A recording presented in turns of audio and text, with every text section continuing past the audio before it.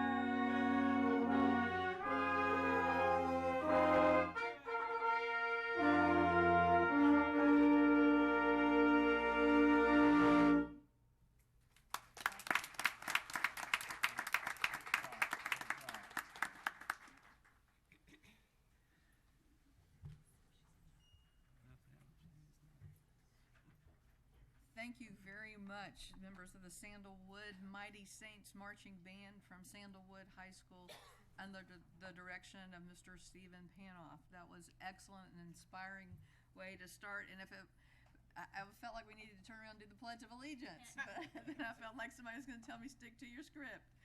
So the school board of the Duval County School District has now convened in its regular monthly meeting. To everyone present and to our television viewers, I wish to extend a warm welcome to this meeting of the Duval County School Board.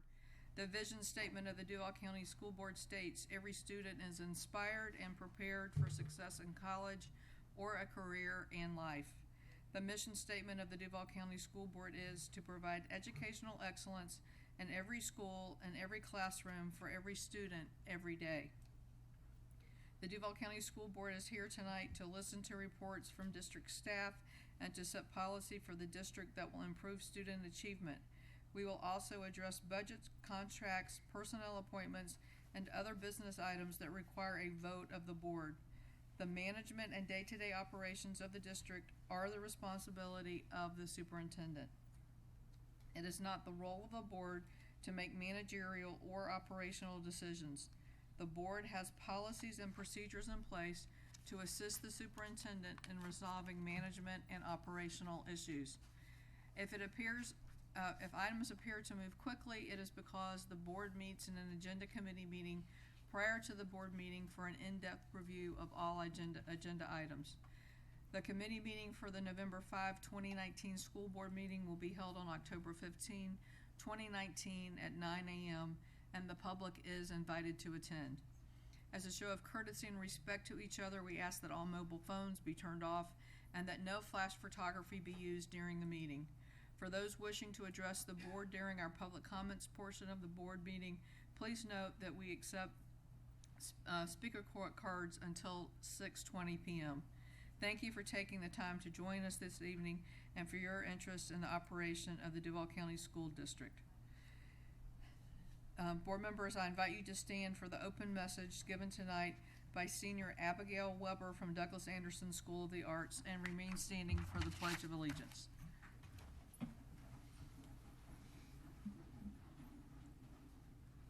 Please pray with me.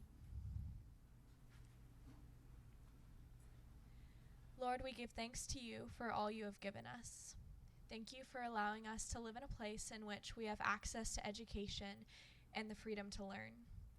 I pray as this meeting gets started that you would give everyone wisdom and encouragement as important decisions are discussed and weighed. Help us to have endurance to continue to press forward to improve education in every school for every child. I pray for the people who are here today, that you would bless them and watch over them and their families.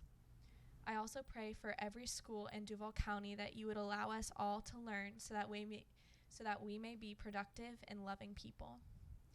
Be with every teacher and every student. We thank you, Lord, for all you provide. In Jesus' name, amen. Amen. I pledge allegiance to the flag of the United States of America and to the republic for which it stands, one nation, under God, indivisible, with liberty and justice for all. I had a great privilege and opportunity earlier this evening at 5 o'clock to meet with Boy Scout Troop 106. Our own Mr. Randy Gallup is part of that troop. It was nice to see him in his uniform, a little different than we see him usually around the campus here today. On the school district, and it was great. They came up here and sat at the dais for a little bit. We talked about what we do. We did talk a little bit about the tax referendum, a little bit, and we talked about different processes. We did have that cupcake policy conversation and snacks and things like that. They're working on 2 badges, and they even had an opportunity to meet with our department in communications as well. So we thank you for joining us for this meeting. Tonight we have a presentation from Spring Park Elementary, Principal Parker.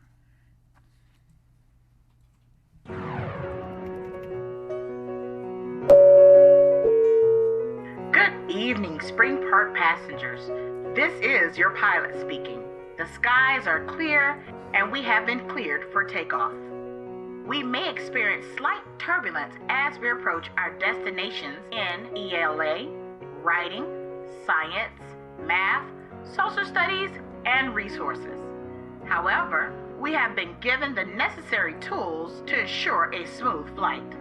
Your flight attendants are ready to meet your educational needs, and the cabin crew have prepared this plane for a successful flight to change the world. We know that we are carrying precious cargo, and it is our job to ensure that we arrive at each destination successfully. We have our in-flight movie entitled What Starts Here Changes the World, and I believe you will enjoy this movie since every passenger is an IB scholar, and you are ready to apply your knowledge, collaboration, query process, and problem-solving techniques to make a difference in the global society. Sit back, relax, and enjoy your flight. Good evening. We will have a few fifth grade students from Spring Park who would like to share their experience with the IB world and with Spring Park.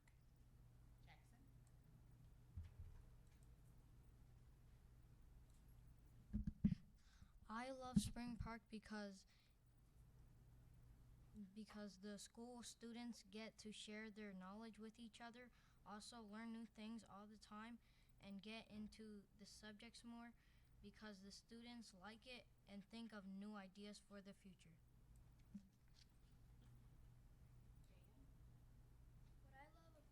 What I love about going to school at Spring Park is that all the teachers are knowledgeable and kind. The students are as well. The students at Spring Park come from all different parts of the world, so we are taught to help others and help guide them. Ms. Parker, our principal, is a great mentor. She keeps students from being bullied. She keeps everyone, students and staff, on task. She is very honest and intelligent, as well as the vice principal. And all of the students are respectful to others. When the students get confused, the teachers help us understand, and I'm grateful for that. And I'm proud of to be a safety patrol at my school. That's why I love Spring Park Elementary. Spring Park has offered me diverse learning experiences. My teachers ask challenging questions that help me be a critical thinker and a problem solver.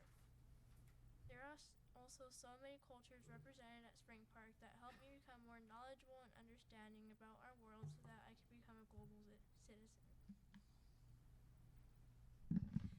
Thank you. You can pass out the momentums at this time. So we at Spring Park, our motto is what starts here changes the world. Our mission is to develop global leaders who positively impact the community, where we provide an innovative, safe, and caring atmosphere that encourages diversity and launch our students to greatness. We are the only IB primary years program in Northeast Florida. We have established a partnership with Hartsville Elementary in Tallahassee, which gives us an opportunity to collaborate with other educators across the state.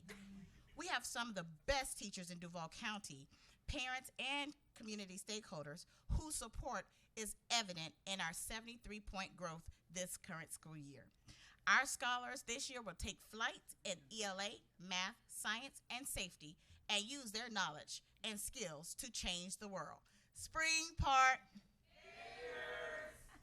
Thank you.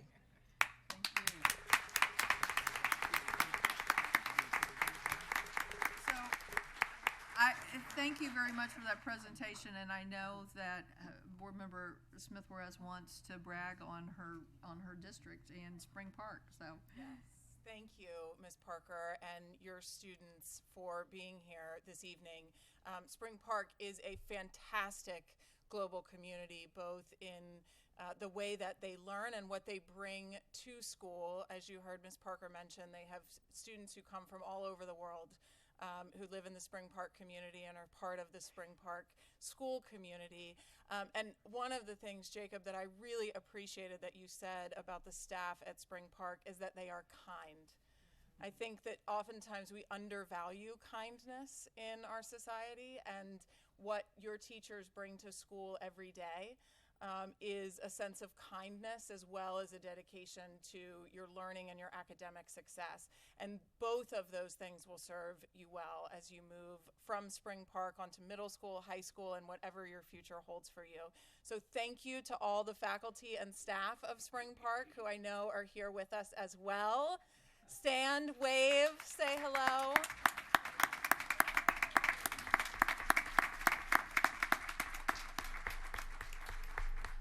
Emphasize one more time that Spring Park Elementary is the only IB early years program, not just in Duval County, but in Northeast Florida. And Ms. Parker and the staff and the families at the school have taken that very seriously to dig in and bring fidelity to that program so that their students are successful at Spring Park and beyond. So thank you so much for all of the work that all of you do.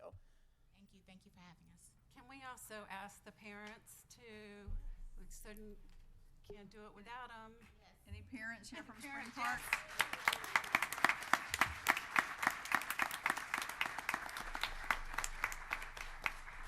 Thank you very much. I'm glad I wear my green jacket tonight. I feel like I blend in. Well, and I will say we also, as we're recognizing folks who are part of the Spring Park community, Pastor Ted Corley, who is often with us here, is just as often at Spring Park. He and his wife Lynn have been tremendous assets to that school, and so thank you also for your contributions. Thank you. I just also want to say too that I know most people may have watched the Jaguar game, and I thought it was neat to hear, even though it was on the Denver Broncos side, that they mentioned a high school football player from Sandalwood. Yes. Did anybody else hear that this weekend? So kudos to Sandalwood High School and the good things happening in your district. And thank you, Spring Park, for being here. We are now on to our presentation part of the program. And so I'd like to ask Dr. Green and Board Member Smith-Warraz to go down front for presentation of certificates and recognition. The rationale is simple: embrace technology and improve student engagement. It's the kind of forward thinking that's putting Andrew Jackson High School of Advanced Technology on the map, and why we begin by recognizing their recent designation as a Microsoft Showcase School. This is a title that just a handful of public high schools in the country can claim, and in the state of Florida, Andrew Jackson is the only high school on the list.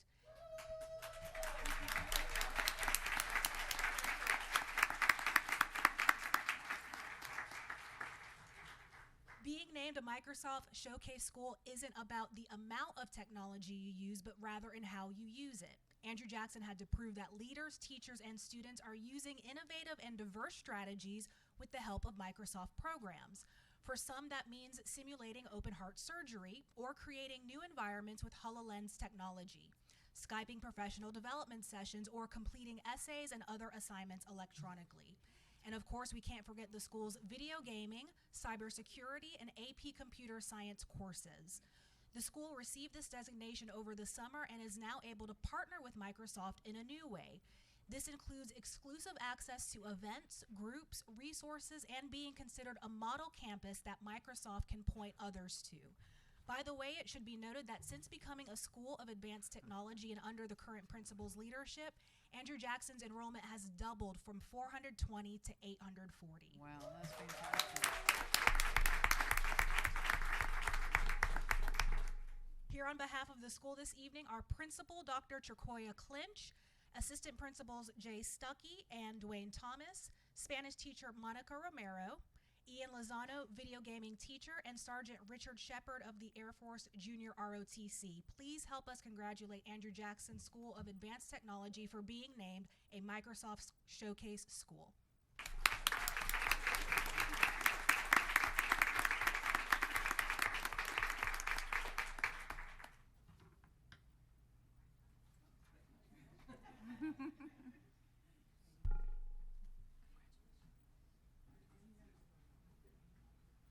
It's an important reflection of our local history, and it's being made available to Team Duval. For our next presentation, we wish to recognize a generous book donation to our schools and students. In 2018, Duval County commemorated 50 years of local government consolidation. As part of the commemoration, a 50th anniversary task force was established to reflect on the past 5 decades. From this, a new edition of the book, A Quiet Revolution, the Consolidation of Jacksonville, Duval County, and the Dynamics of Urban Political Reform was released. This includes an updated epilogue on 50 years of consolidation.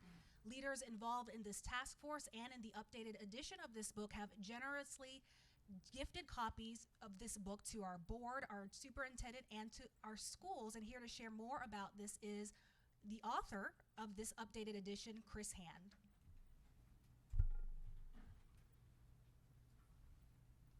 Well, good evening, and thank you very much for having me here this evening. First, I just want to say, as someone who is a graduate of the Duval County Public Schools, I went to Fletcher, go Senators, and now as a parent at the Duval County Public Schools, and also as the son of a retired Duval County Public School teacher, I just want to thank each of you for your incredible public service and just knowing how important this is to our community. Also wanted to say, I hope everyone in the community can get a chance to come to one of these meetings, particularly if you're going to have the sort of presentations that preceded me tonight. It's just such a reminder of the inspiring things that are happening in our public school system, from the Sandalwood musicians to the students at Spring Park Elementary to those from Andrew Jackson High School, just really inspiring. Like I said, I'm a Fletcher graduate. I'm not used to rooting for Sandalwood, but I'm going to be rooting for those Sandalwood musicians and all the rest of the students going forward. We were really honored to be able to have the opportunity to donate copies of this new version of A Quiet Revolution, which was just officially released today, to the Duval County Public Schools. And I'm here tonight representing not only myself as the author, but also the Jacksonville Historical Society, which is the publisher of this book, and Councilman Matt Carlucci, who is the chair of the Consolidation Task Force that commemorated the 50th anniversary last year. As you know, the Duval County schools have been at the heart of consolidation since before it even happened. One of the reasons for consolidation was some challenges at the schools that your predecessors leading up to you have dealt with over the years. There have been a variety of consolidation in schools issues over time, many of which we reference in the book, and from as all of us who follow the news now know, the future of consolidation has issues related to the school and its interaction with the city of Jacksonville. So I just want to thank all of you and your predecessors for what you've done to serve the consolidated city of Jacksonville. We hope that students who receive these books and have a chance to read them will really understand and appreciate kind of where consolidation came from, why it was important, and how it's evolved over the last 50 years. When people see the book, the first part of it is what Richard Martin originally wrote in 1968, immediately after the consolidation campaign and as consolidation was being implemented, and his update from 1993, as well as an update that was done in 2008. What I wrote was sort of a look at how consolidation has evolved over the last 10 years of the city of Jacksonville government, and those issues that might impact the next 50 years of consolidation. So we hope students and teachers who have the opportunity to read that enjoy it. We look forward to feedback. And tonight, after this is over, we've got signed copies of the book for each of you, for Dr. Green, for the Deputy Superintendent, and we look forward to your feedback as well. So thank you very much for your public service, for the opportunity to be here today, and for the opportunity to share Jacksonville history with so many students and teachers in the Duval County Public Schools. Thank you. I just want to, Chris, Mr. Hand, I just want to thank you also for your hard work and this love you have for history and working with so many factors in this community to make that book, the updated version, possible. Thank you very much. Well, and let me just say thank you, Vice Chair Jones, because you were a great contributor to the book in terms of time. And those of you who read this will see your colleague quoted many times throughout the book, and greatly appreciate your contributions as well. It feels like old times standing at the podium having a dialogue with you. So thank you. These books will be added to the collections in all of our secondary school media centers. Please help us extend our gratitude to Chris Hand, the Jacksonville Historical Society, and Councilman Carlucci for this donation.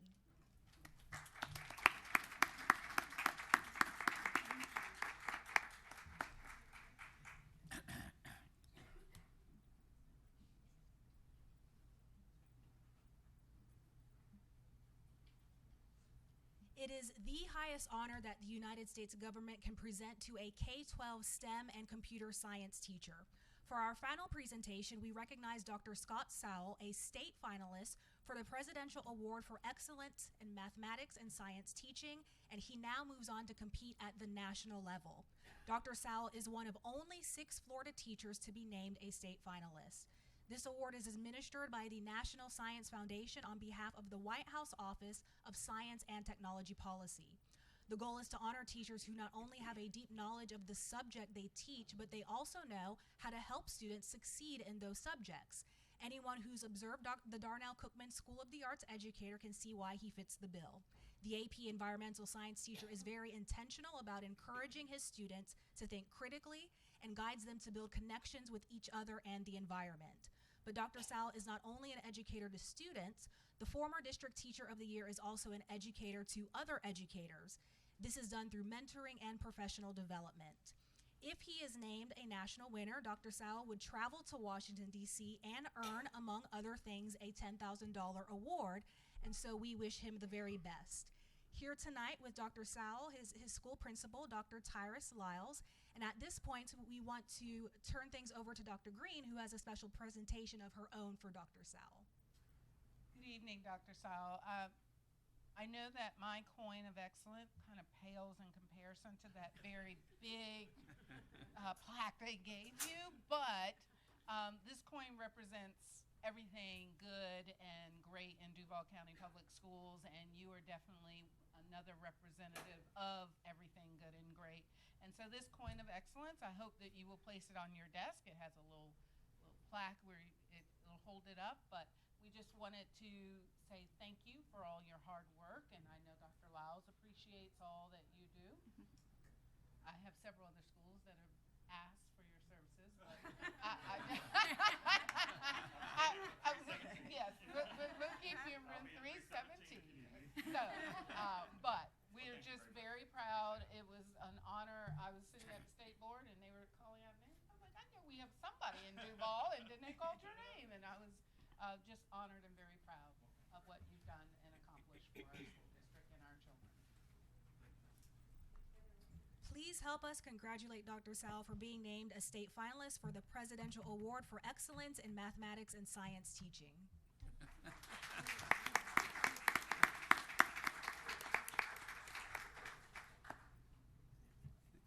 This concludes this evening's presentations.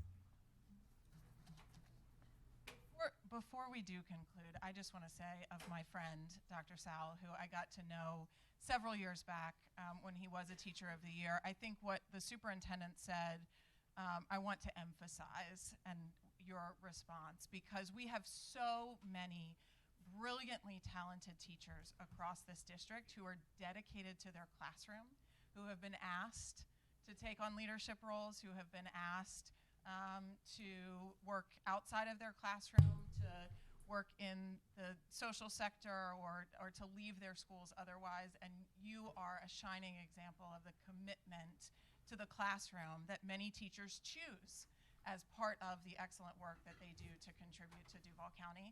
And so you deserve every honor and accolade, and to see you nationally recognized is absolutely exactly where you should be, recognized for being in room 317 every day. So thank you. Congratulations.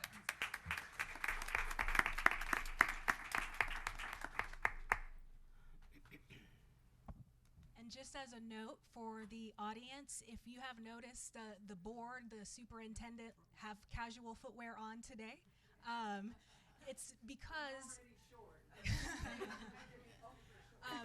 everybody in this building was invited to wear tennis shoes in honor of October being Breast Cancer Awareness Month. It's kicking cancer to the curb. So in case you were wondering, that is the reason behind the sneakers and casual footwear.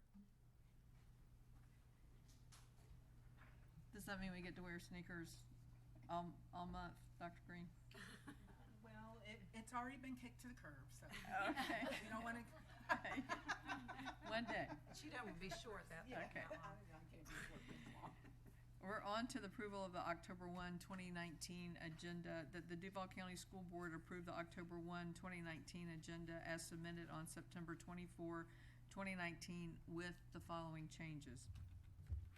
Board member travel item amended. Operations, real estate, planning, and programming, Florida Office of Schools. District Safety and Security Assessment 2019-2020 item withdrawn. Is there a motion? Move approval. That was moved by Vice Chair Jones and seconded by Board Member Grimes. Is there any discussion? Seeing none, I call for your vote. Madam Chair, it's going to be just a second. Okay.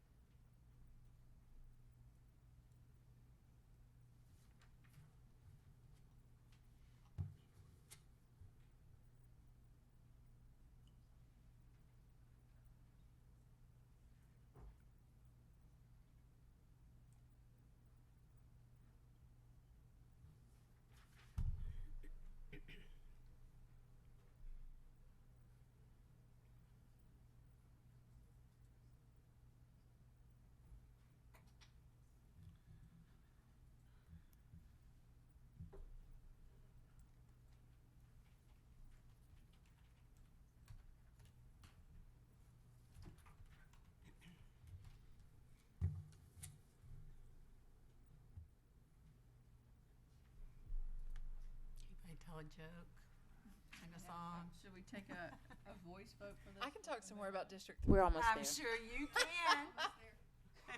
This might be a good time to let you know that for the chair report, I was going to let people share about their trip if you make some notes about your conference. Give you 5 seconds heads up. Here it is.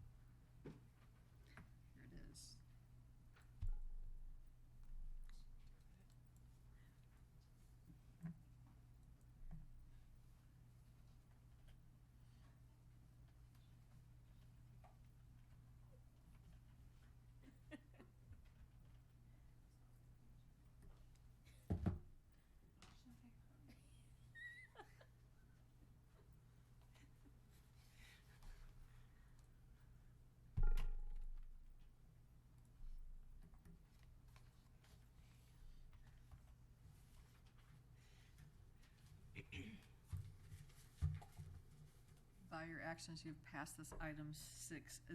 We're on to the chairman's report, so I'm going to talk for a little bit if you want to make some notes for people who are at CUBE. November 1st at 1 o'clock in the City Council chamber, the Duval delegation will meet. One of the items that will be discussed is a J bill, which has been introduced by Representative Jason Fisher.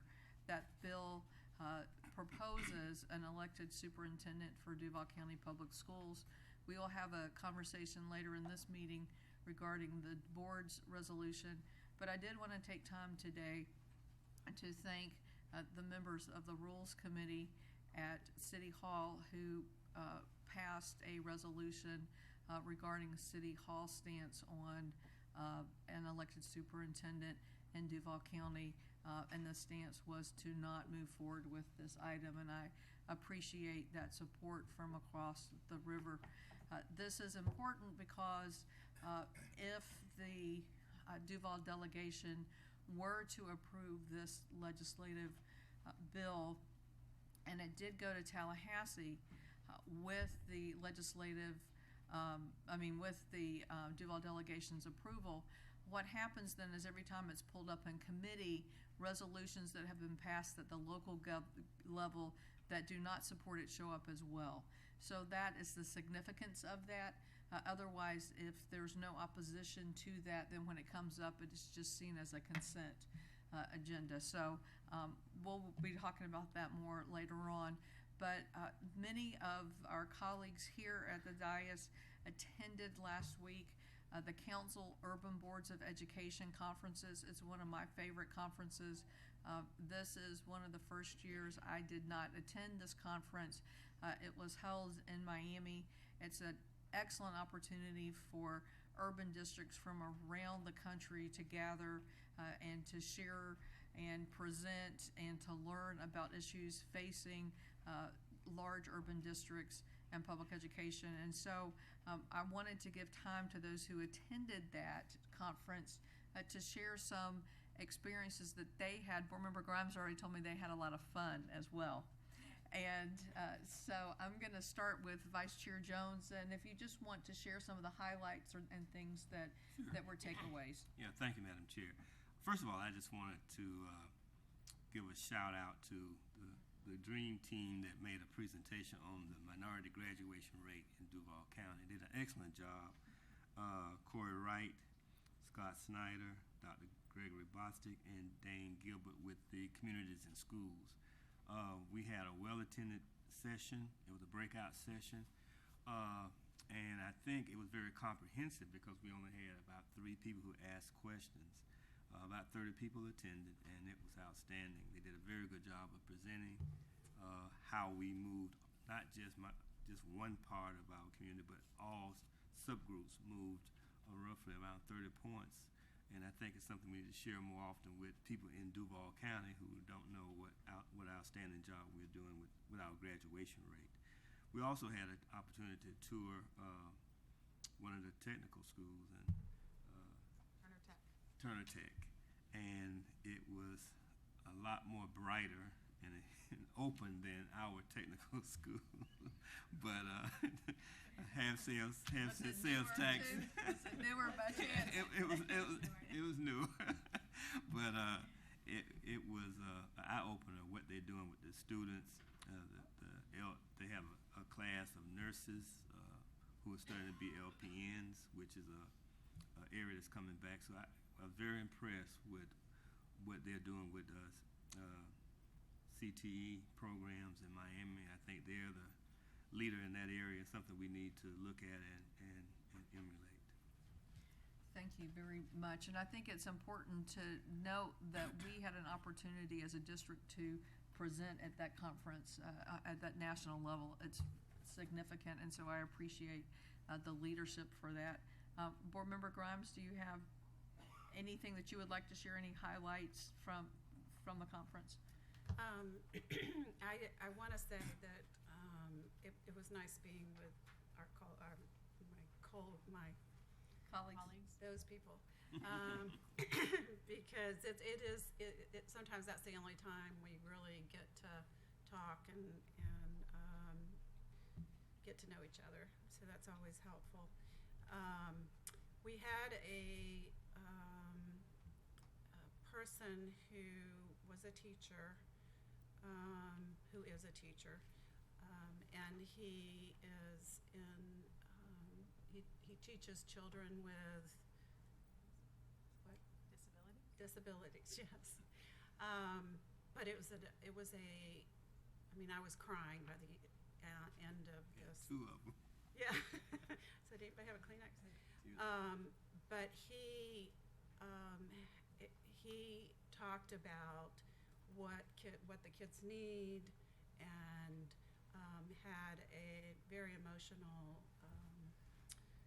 I want to say movie, but a film about kids who really need someone to help them and know that they are good, and that we have so many kids in our world that really needs to feel like they are somebody. So he's been doing the work for quite a while, and something that when I turned around, there were several people crying because it was just, it was very moving for me. It's always nice to go to conferences like this because you see what other people are doing, and certainly just sitting and talking with people, you learn a lot. Of course, I always think that we're better than those that are there, but I'm sure we're always learning, and I really enjoyed it.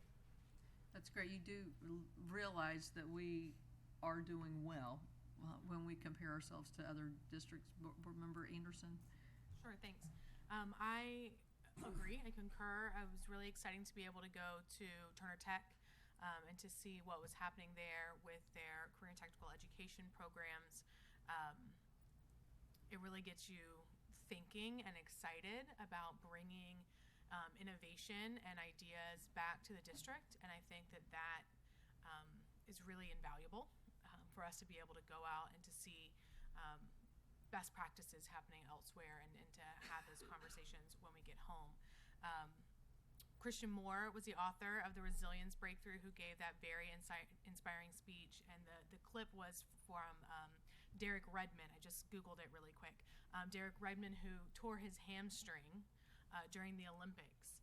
And in Christian Moore's talk, essentially, it was about not giving up.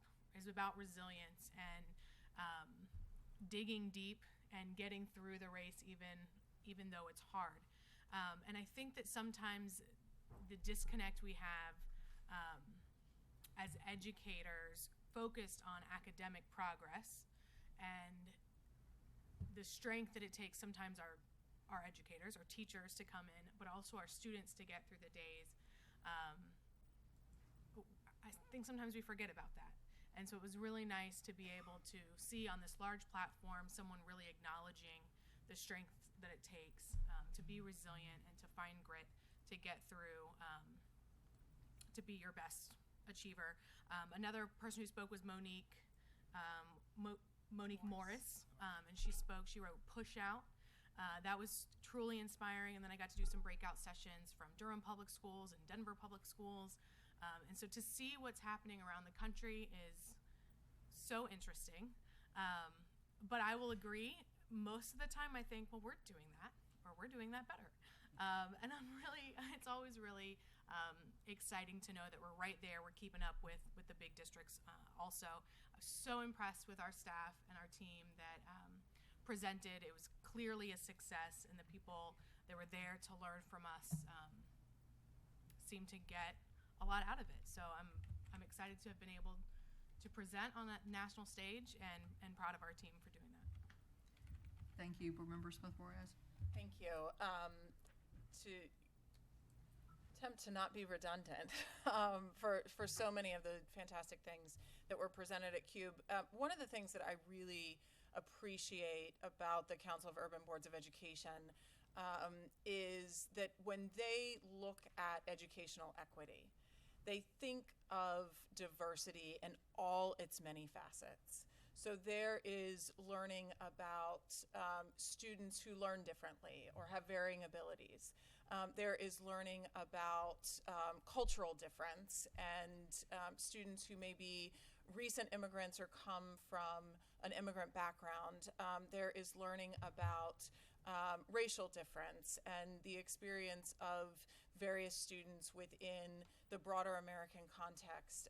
There is information about gender diversity and interest diversity. When we talk about children who may choose to attend a technical school and pursue a career path, children who may choose to attend an accelerated school for a particular college path, students who may choose to attend a comprehensive high school because they very much value the band program or other educational offerings in those settings, and thinking about a public education system as one that is preparing students for not just a career and their economic pursuits, but interacting in a diverse society. There was a recent Forbes article that talked about a new study. Sort of the emergence of emotional intelligence in the workplace has started to be around for a while, but now the study is of the contribution that diverse teams make together. And how companies can be more successful, communities can be more successful when they leverage the assets of a diverse team.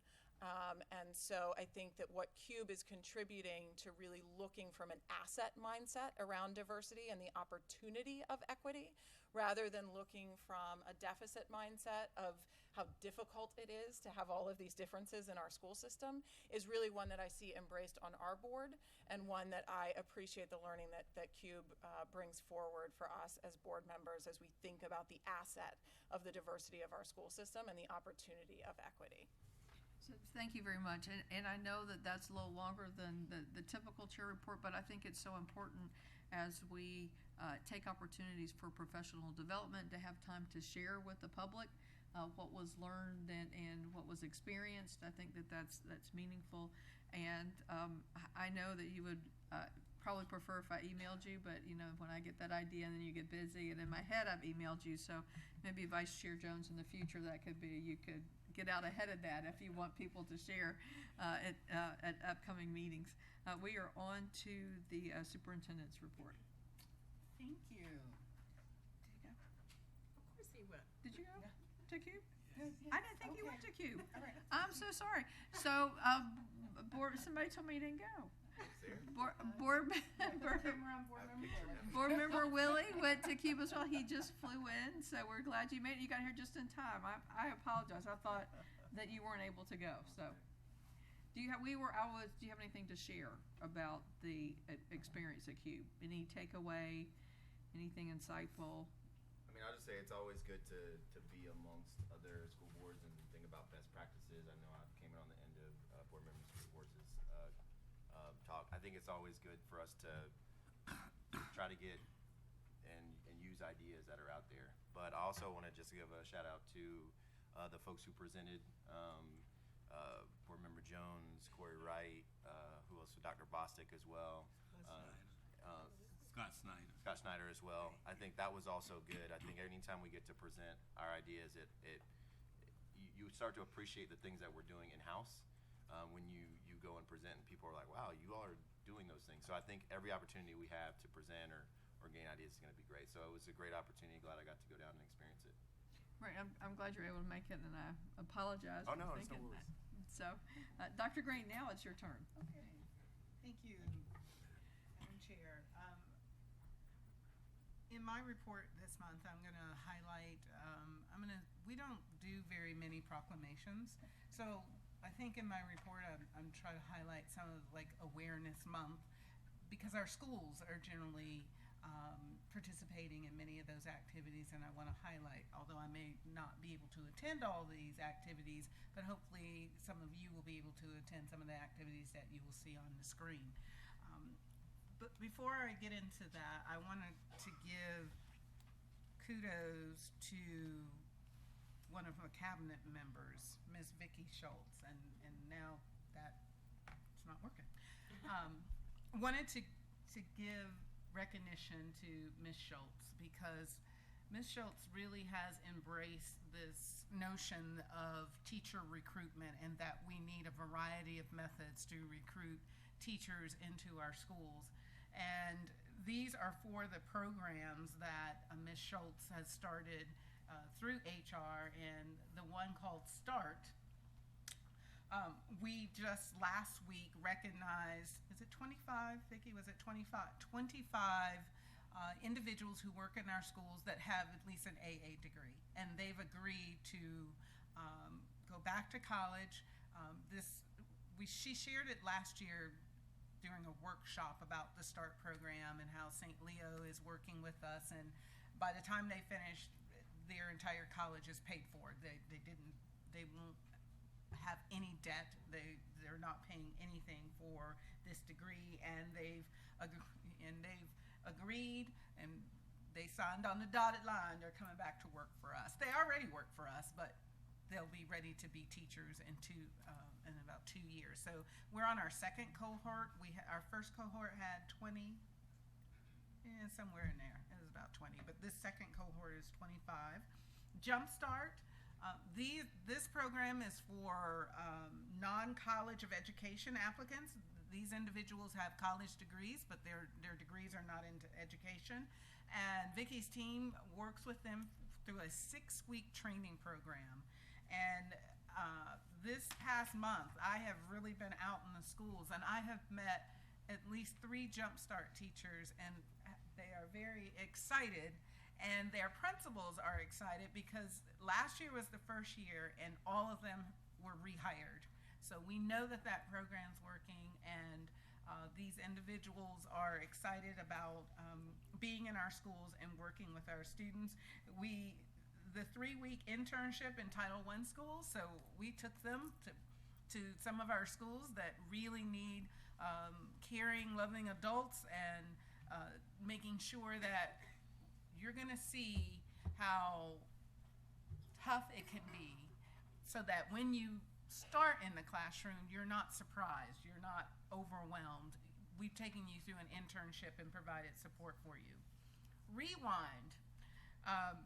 When Ms. Schultz brought this program to me, I'm going to be truthful. I wasn't exactly on board, but she convinced me that we're going to bring Rewind as for individuals that may have been non-reappointed at the end of their first year or second year.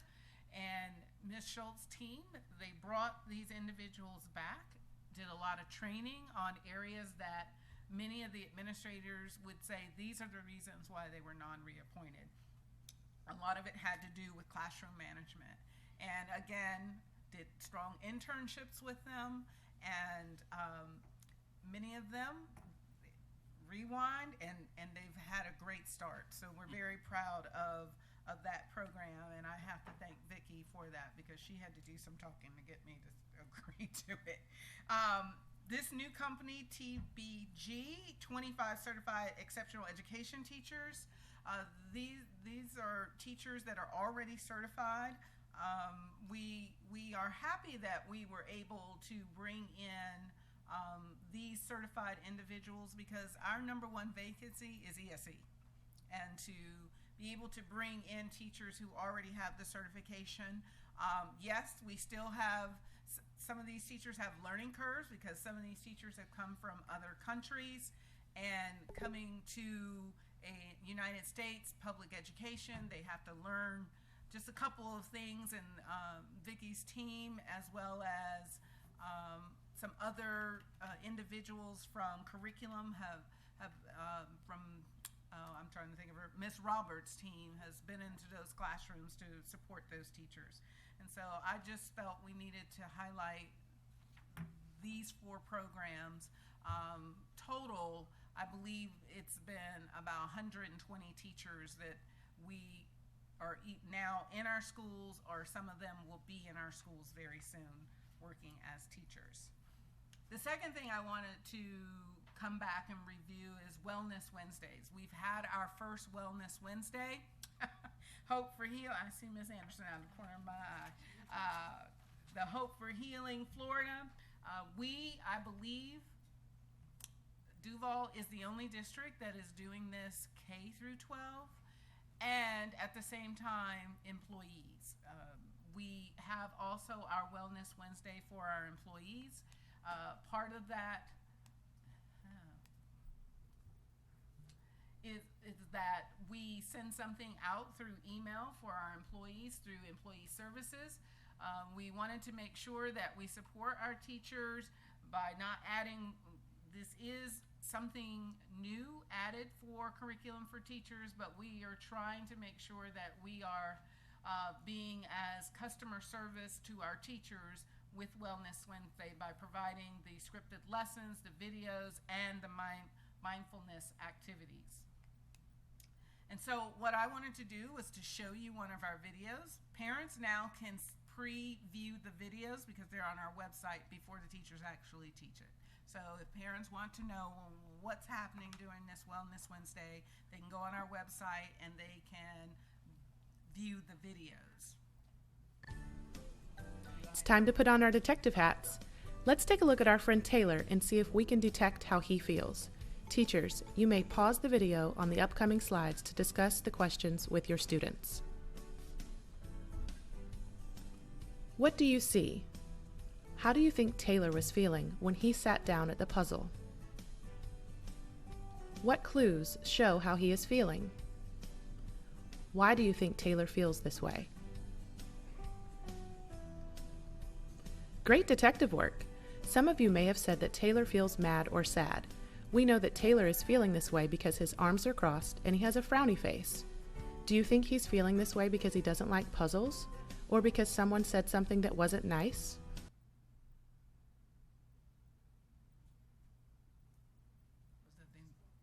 Oh, okay. That was just a little snippet of the video. The videos are sometimes up to 10 minutes long, so we just wanted to share a snippet. And it tells the teacher when to pause. The teacher has the questions. I know that this first year, sometimes students may come up with interesting answers and ask some of their own interesting questions, but we're trying to give teachers the information. Oh, you know, that is a great question. I might not be the best person to answer, so I'm going to make sure you can see the guidance counselor or see so-and-so that may be able to answer your question. We make sure that the students understand if you say something to a teacher that could possibly be of danger to that student, we make sure we can't keep it a secret, that we have to tell someone. So especially with our secondary students, we try to emphasize that the classroom is a safe place, but we do try to emphasize, please don't share personal stories. We don't want students talking about other students when they're not in the class, so we do work really hard to try to make the conversations good conversations, but if students need to really talk to someone, come personally talk to your teacher so that your teacher can get you connected with someone who can help you. So we've gotten better. I think we will continue to get better with our Wellness Wednesdays. Some of the awareness, I talked about the awareness, but I do want to put a plug in for the Creative Arts Collaboration Conference that is coming to Duval County, Jacksonville on October 22nd through the 25th. As you can see, unfortunately, it's at the same time of the Council of Great City Schools. This program, they are going to have sessions, as you can see, at the Hyatt, JU, Comer Museum, MOCA, MOSH, and DCPS schools. They will tour, I believe, Douglas Anderson, La Villa, and I can't remember the elementary school, so I'm just going to have to. No, it's a couple of other schools that have arts programs, but they're not art magnets. So I'm not gonna guess. I don't know. Fishware is one. There are other elementaries. That's all I can. Fishware is one, though. Okay. She said yes. Okay, Fishware is one of them. I didn't remember. As you know, last month was, well, maybe you don't know, but in the state of Florida, we're required to teach Freedom Week, which was last week in the month of September. One of the things that I want to do is to start highlighting there are pieces of curriculum that we're required to teach, and I don't think people know that we actually teach this. People seem to think that we do is teach FSA, and that's not true. So I wanted to share a video from Atlantic Coast High School that is the conclusion of Celebrate Freedom Week, which was last week. We hold these truths to be self-evident, that all men are created equal. That they are endowed by their Creator with certain unalienable rights. That among these are life, liberty, and the pursuit of happiness. That to secure these rights, governments are instituted among men, deriving from their just powers from the consent of the governed. That whenever any form of government becomes destructive of these ends, it is the right of the people to alter or to abolish it and to institute new government. laying its foundations on such principles and organizing its powers in such form as to them shall seem most likely to affect their safety and happiness. So, board members, if you're ever going out to give a speech, please make sure you take some video clips. We're going to try to keep video clips of other things that we're doing in our schools so that people will see a whole lot is happening in Duval County Public Schools. Speaking of what's happening, October is National Bullying Prevention Awareness Month. We have a number of activities happening throughout the month, and if you see any one of your schools, please jot down, and I'm sure the school would be happy to have you join whatever program that they are having at their school. As you know, Unity Day, wear orange to support bullying prevention. If you're like me, I don't look good in orange, so I will wear the orange flower on that day. So please, it should be, the orange flower should be at the board office so that on October 23rd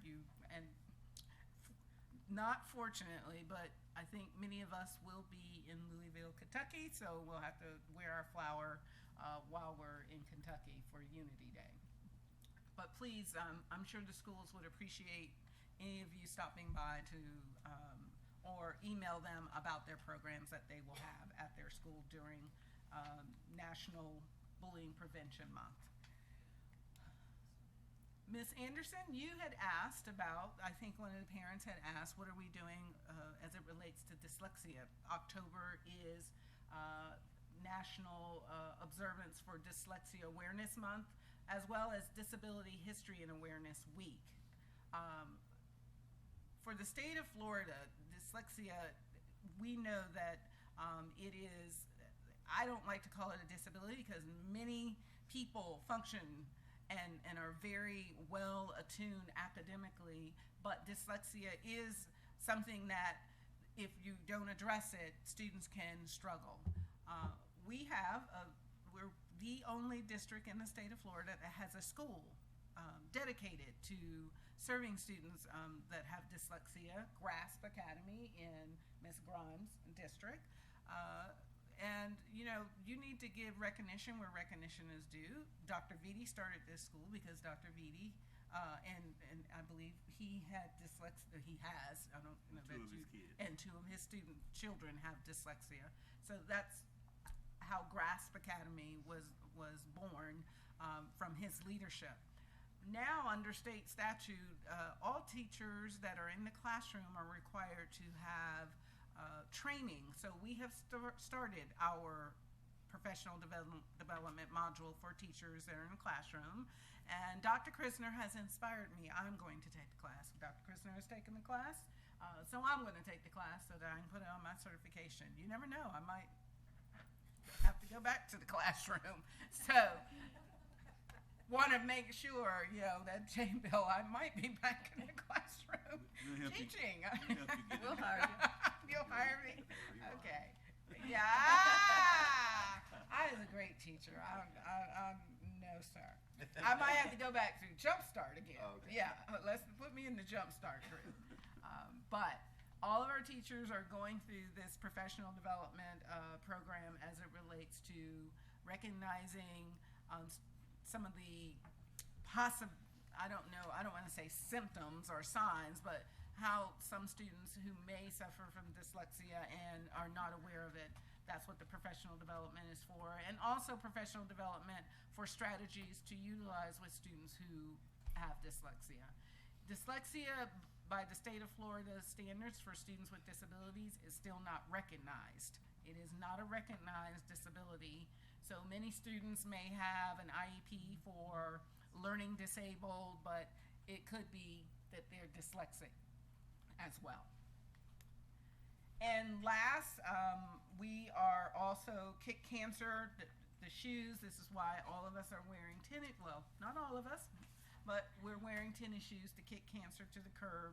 We are making sure that we encourage our employees to make sure our women make sure that you get your checks for breast cancer. Men, make sure you're getting your checks for prostate cancer.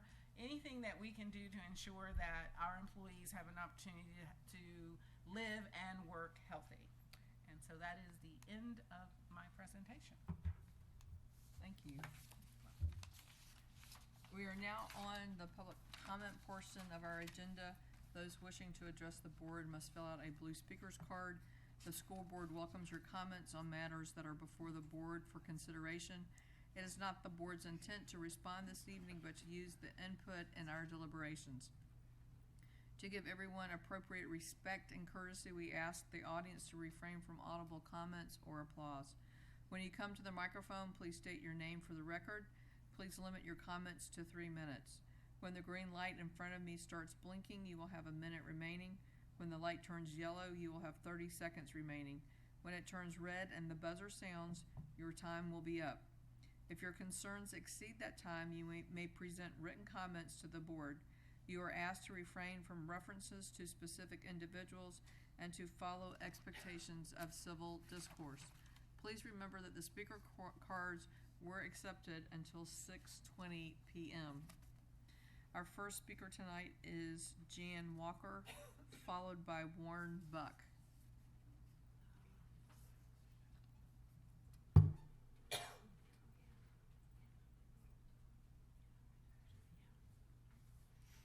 Good evening, ladies and gentlemen of the council, Madam President. Today you have a dismissal order in front of you to consider my dismissal from the employ of DCPS. Let me be clear, I'm not here to plead for my job. Rather, I'm here to seek the clearing of my name. For the muddying that they have muddied my name, I'm here to clear my name and to seek justice for such workers as Jackie Carter, Warren Headley, Gerald Williams, Timothy Haynes, and others. If the council is interested in rooting out discrimination, intimidation, and harassment, it would do well in speaking with these men. Since I've been at DCPS, I've been discriminated against, intimidated, and harassed, ranging from hiding my tools to being called out in fight, being called a nigger and a monkey, pressure washing a building in a lift, and when I asked Mr. Taylor, my foreman, to stop harassing me and picking on me, his answer was, Mr. Walker, I've not even begun yet. All this is reported to Ms. Josephine Jackson's office, and she has done nothing to alleviate the problem. I was made to paint Highland Middle School. As the board knows, that's the worst school in Duval County, maintenance-wise. And I was made to paint that school by myself. When I asked for help, I was told that I created the monster. When I pointed out the rotten wood at the bleachers in the football stadium, light poles without receptacles, without open receptacles that could have harmed the children, broken and missing rails, broken bleachers in the gymnasium, I was told to keep my mouth shut and do what I was told. The intimidation and harassment accelerated, and I complained to Ms. Josephine Jackson's office. Nothing was done. Instead, allegations was brought up against me. I was moved from that school and put to Station 1, where I was made to paint the building and the outside in the 90 degrees weather. When I was done with that, if that was not enough, they put me to Station 2 to paint the entire complex of metal building in 90-degree weather that we just had the other day in the heat wave. When I complained, I was written up for threatening my supervisor. I complained to Mr. Johnson from Ms. Josephine Jackson's office, and he and Mr. Edward had me transferred to Ms. Daigle and Mr. Taylor's crew.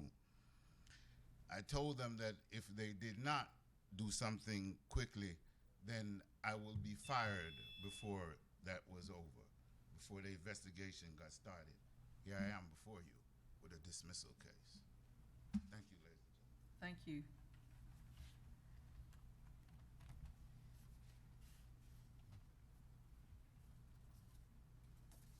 Good evening, members of the board. I'm Warren Buck, here on behalf of the Jacksonville Public Education Fund and the Community Foundation.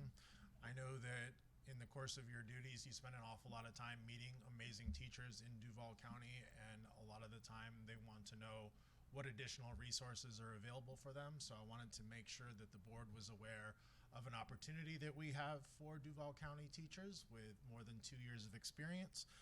The Cindy Edelman Fellowship in Excellence Teaching the Cindy Edelman Excellence in Teaching Fellowship is available to all Duval County teachers, and we would love to have you help us spread the word about this. It's an opportunity for teachers to win up to $6,500 as an individual to have a dream learning experience, or $10,000 for a team of teachers to provide really innovative professional development opportunities to teams of teachers in their schools. So I have brought materials that I would love to leave for any teachers that are interested or any community members that would like to share them in our schools. We're providing a webinar for Duval County teachers tomorrow at 4:30. Just go to jaxpef.org, follow the links to have a webinar, more information about this tremendous opportunity. And I just also wanted to take this opportunity to let you know that the staff at DCPS, from Dr. Green all the way to the mailroom, has been extremely supportive of this effort, and we're really, really grateful for the help. So thank you for your time this evening. I appreciate it. Thank you. Victoria Mobley.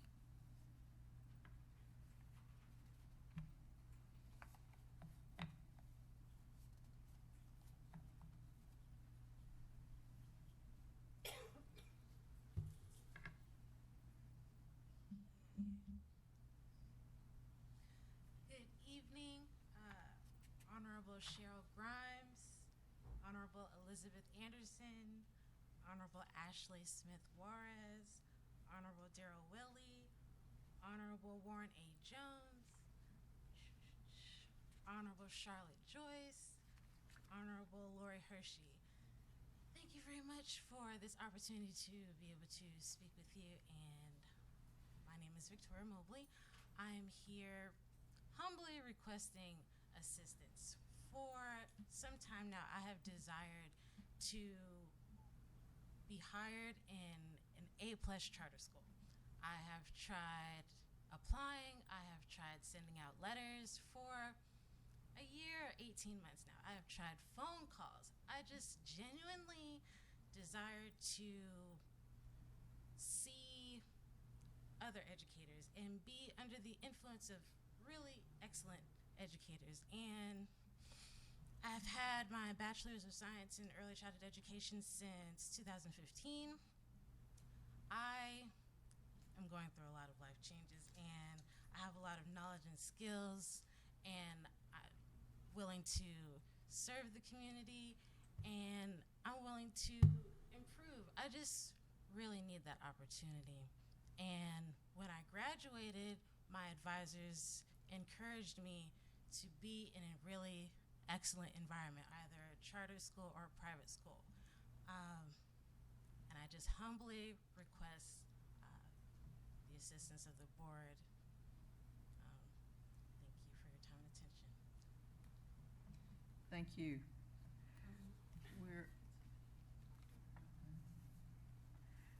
We are now on to the comments from parent organizations. I do not see Mr. Hawk. I do not think, do we have someone here if you're from a parents organization, come on up. I was starting to go through my list here. Do you see him? I don't see him. Good evening, Chairperson Hershey, school board members, Dr. Green. I'm Teresa Rogers, President of the Duval County Council of PTAs and PTSAs, and I'm reporting tonight on behalf of DCC PTA. The PTAs of Duval County have spent many long days and countless hours so far this school year building their membership, supporting teachers, and providing valuable programs for our children and families. 3 of our local units, Bartram Springs PTA, Douglas Anderson PTSA, and Stanton College Prep PTSA were all recently honored as National PTAs of Excellence. Our workshop, previously postponed due to Dorian, is rescheduled for October 19th. We are also kicking off our Student Leadership Academy this month and have a PTA night out screening of Backpack Full of Cash scheduled for Tuesday, October 29th at 7 p.m. at Sunray Cinema. Tickets will be free and information will be in our next newsletter. Most importantly, we have remained laser focused on our advocacy with a countywide postcard campaign encouraging our parents to put pen to paper to let their voices be heard by our city leaders. At our September general meeting, we presented a second resolution to our membership, this one opposing the J1 bill. So, for the record, we have one resolution that supports the referendum presented to the Jacksonville City Council by the Duval County Public School Board for a half-cent sales tax to be voted on by the citizens of Jacksonville in 2019. And a second resolution, that does not support a change from an appointed superintendent to an elected superintendent for the Duval County Public School System. Both of these resolutions will be voted on by our general membership at our October general meeting. Thank you. Can you wait just a second? When you take that vote, would you be able to share that resolution with Dr. Pierce so that we could be sure that it's given to the right people, so that it's attached if needed to the bills in Tallahassee? Absolutely. And I can actually send Dr. Pierce both of the proposed resolutions right now, and then after our vote at the October 22nd meeting, I can send them if they have any amendments, obviously, with the amendments, if that would be perfect. Thank you very much. That would be helpful. Any other parent organization representatives that would like to speak? What about employee organizations? I see Miss Brady, but she's saying no, and she's up, so I'm thinking she's coming this way. Anyone else, Mr. Stovall?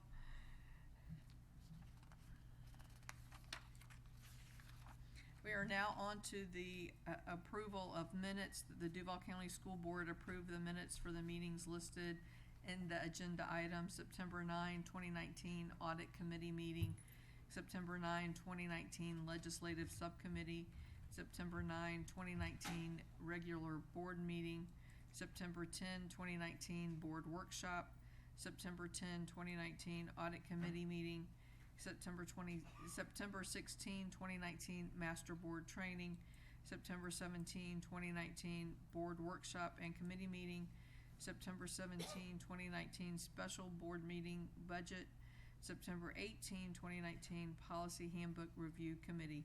Is there a motion? So moved. Second. It was moved by Board Member Grimes and seconded by Board Member Anderson. Is there any discussion? Seeing none, I call for your... month with a lot of meetings. That was, but it's actually a short meeting month.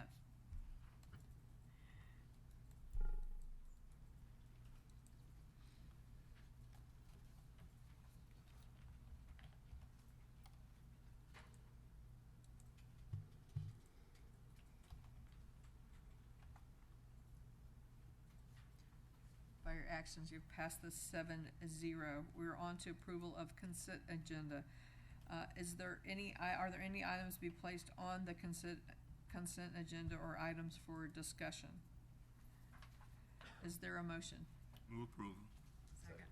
It was moved by Vice Chair Jones and seconded by Board Member Willie. Is there any discussion? Seeing none, I call for your vote.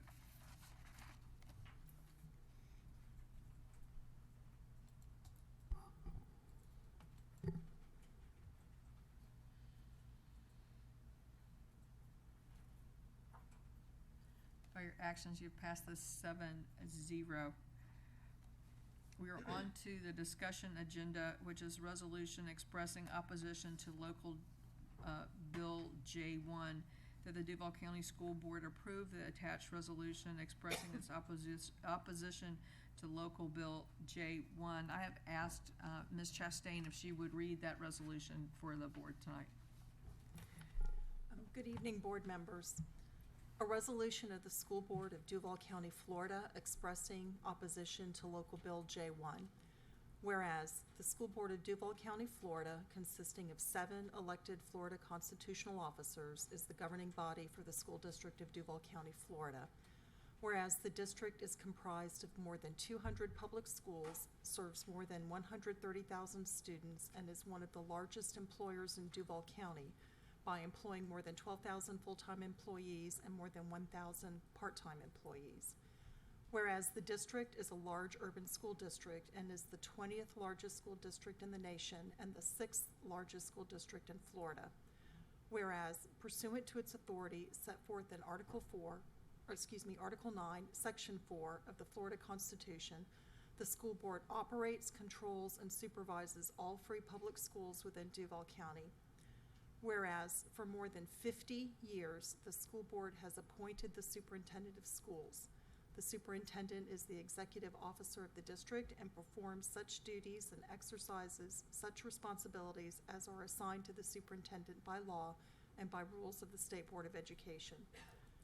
Whereas during the tenure of an elected superintendent in the mid-1960s, the district lost accreditation.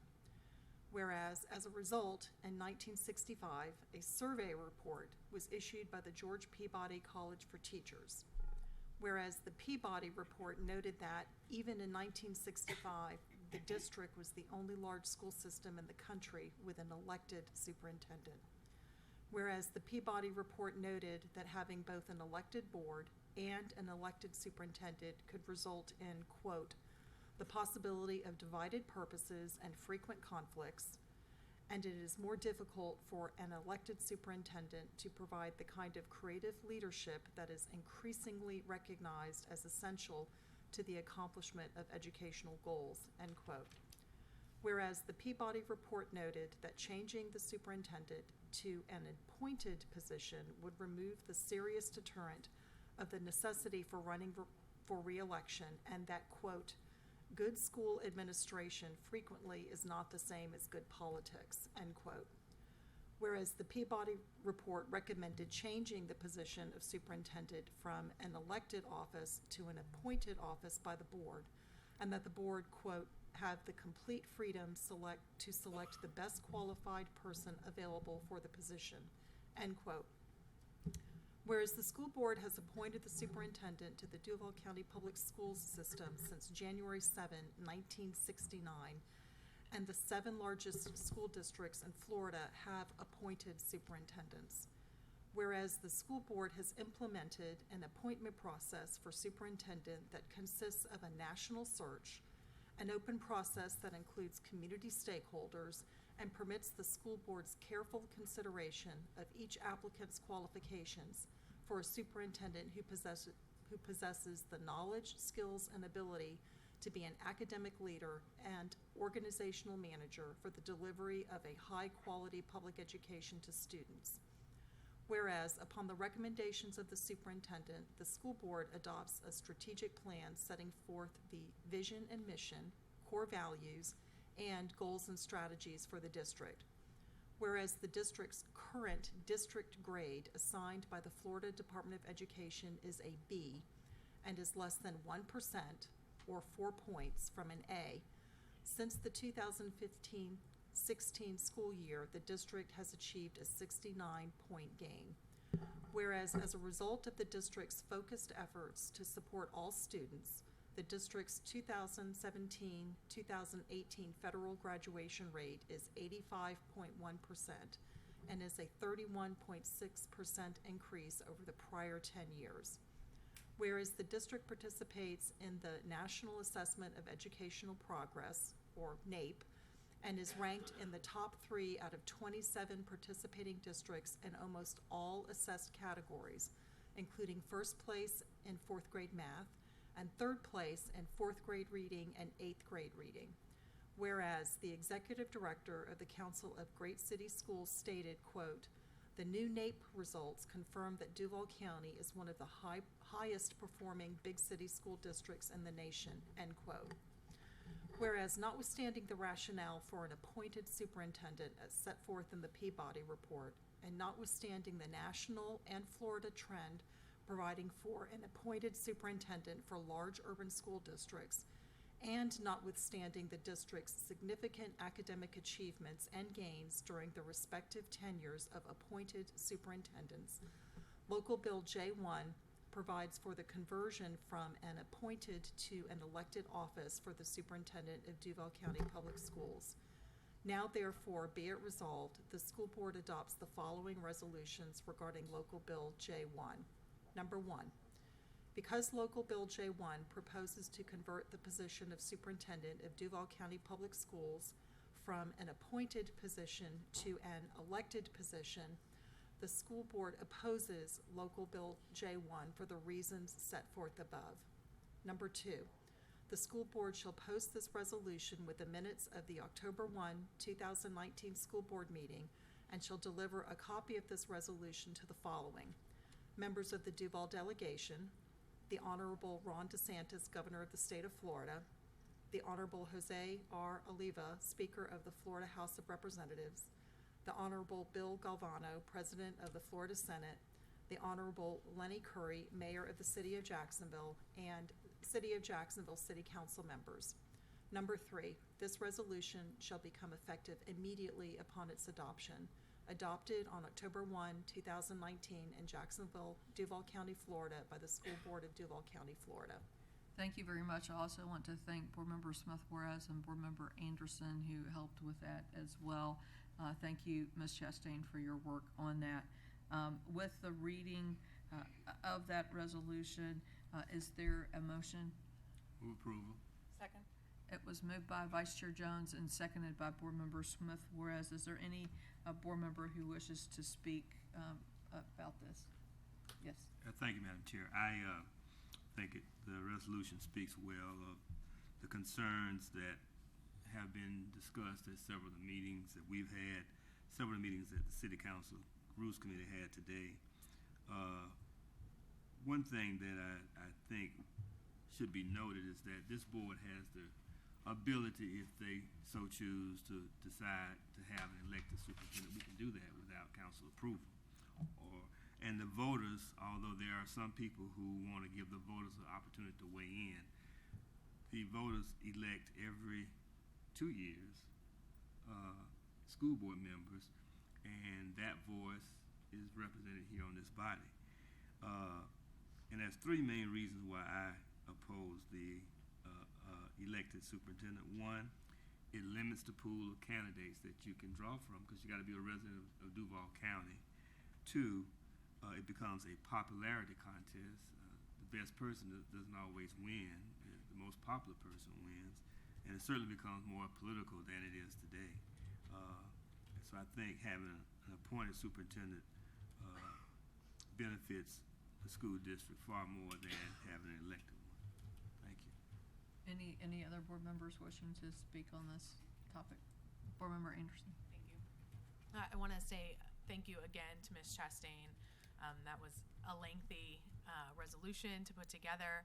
And as we read through each of the whereases, you know, it's undeniable how much evidence there is and how much success and achievement we have had. To go through each of those bullet points, this is not making sense to me. I don't understand why this has even been proposed.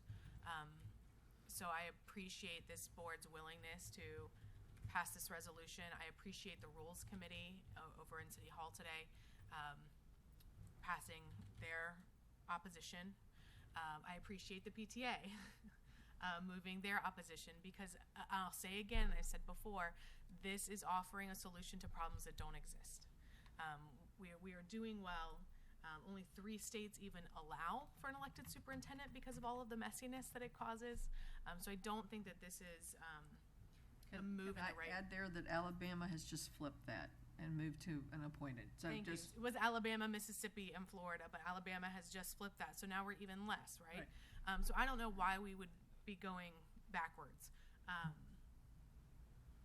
I think that if I'm going to be candid, there has been a long history of attempts to usurp some control in this system over our school system. This has been going on for many, many years, and I think that those of us who are in it and closest to it understand some of those power moves, but the tactics haven't worked. Right? We haven't been able to assert influence and use power or money to get the power that they might have liked. And so this is a way to circumvent the system that is in place here. And I think that the people will see through that if it comes before them.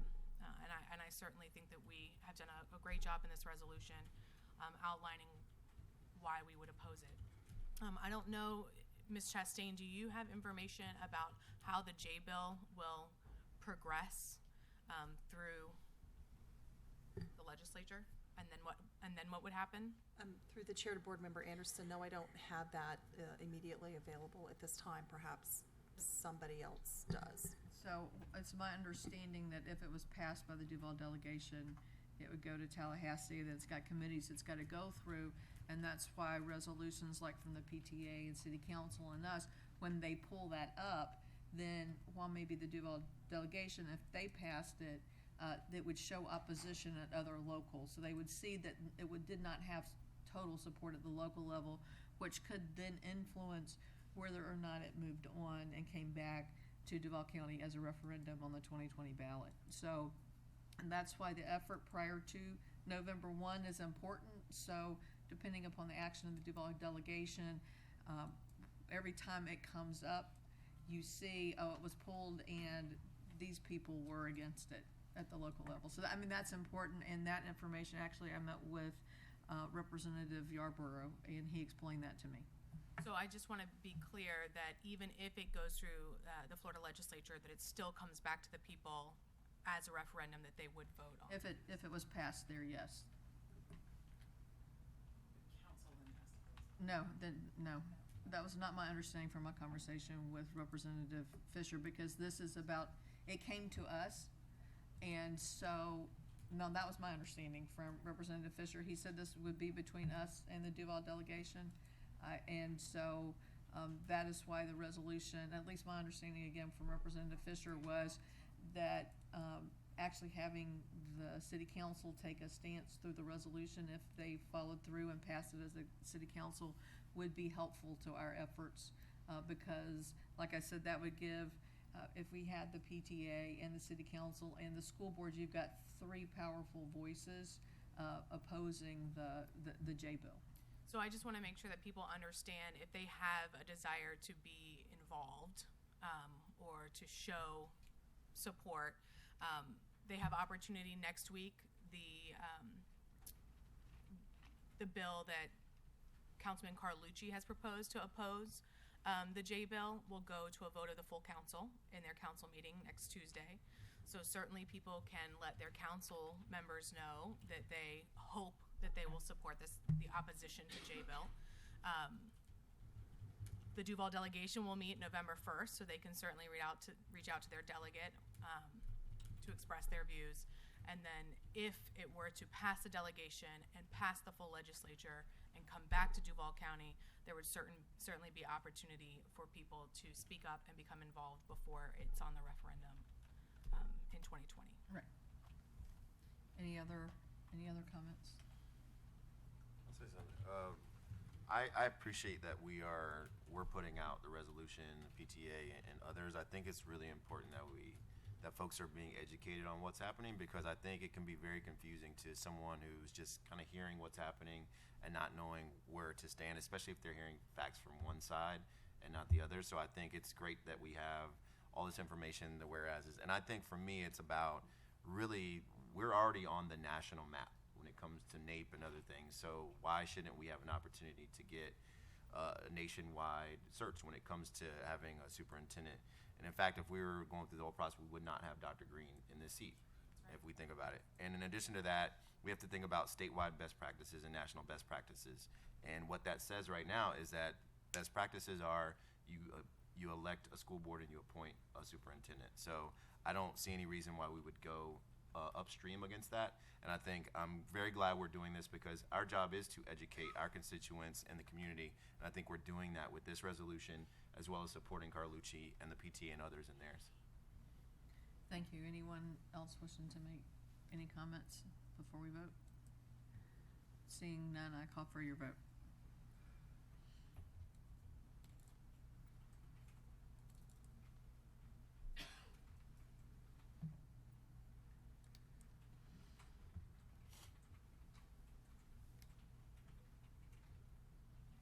By your actions, you've passed this 7-0. We're on to board member travel, that the Duval County School Board approve and confirm the travel listed below for official business of the district, and that it complies with the rules of the State Board of Education. October 9 through 11, 2019, Howie in the Hills, Florida, FSBA School Board Finance 2, Anderson. October 23 through 27, 2019, Louisville, Kentucky, Council of Great City Schools Annual Conference, Jones. December 2 through 6, 2019, Tampa, Florida, FSBA Annual Joint Conference, Anderson, Hershey, Jones, and Joyce. Is there anyone from the public who wishes to speak? Seeing none, is there a motion? So moved. It was moved by Board Member Grimes and seconded by Vice Chair Jones. Is there any board member wishing to speak? Seeing none, I call for your vote.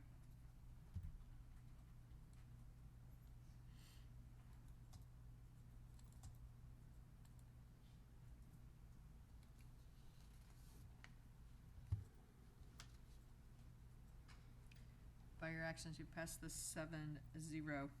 That the Duval County School Board approve the following superintendent travel, October 23 through 27, 2019, Louisville, Kentucky, Council of Great City Schools, 63rd Annual Fall Conference. Is there a motion? Move approval. Is moved by Vice Chair Jones and seconded by Board Member Grimes. Is there any discussion? Seeing none, I call for your vote.